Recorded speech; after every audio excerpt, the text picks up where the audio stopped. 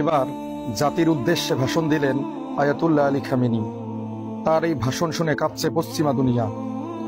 তিনি তার ভাষণের মধ্যে বলেছেন, যুদ্ধ এখন থেকে শুরু হলো। ইরানিরা হচ্ছে বীরের জাতি। কখনো ইরানিরা কারো সামনে মাথা নত করে নাই, ভবিষ্যতেও কারো সামনে মাথা নত করবে না। পৃথিবী নতুন এক ইরানকে দেখবে, যে ইরান ইসরায়েলকে ধ্বংস করে দিবে। পশ্চিমা বিশ্ব শুধু চেয়ে চেয়ে দেখবে, এছাড়া তাদের আর কোনো উপায় থাকবে না। আয়াতুল্লাহ আলী খামেনি আরো বলেছেন, আমি ইসলামী বিপ্লবের পর থেকেই ইরানি জনগণের অধিকারের জন্য লড়ে আসতেছি। আমার শেষ নিঃশ্বাস থাকা অবস্থায় কখনো আমেরিকা ইসরায়েলের সঙ্গে আমি আপোষ করব না।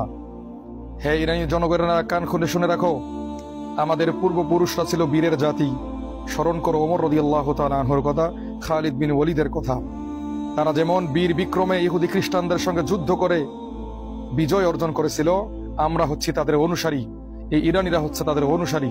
কোনোভাবেই এই কুফফারদের বিরুদ্ধে আমরা পরাজয় বরণ করব না ইনশাআল্লাহ।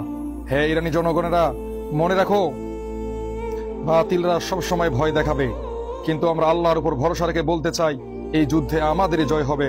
পৃথিবীর কোন শক্তি ইরানের এই জয়কে আটকাতে পারবে না। তার মুখ থেকে এমন সাহসী বার্তা শুনে ইরানিরা বিস্মিত হয়েছেন। ইরানিরা আরো দৃঢ় বিশ্বাস করেছেন যে ইনশাআল্লাহ ইরানের বিজয়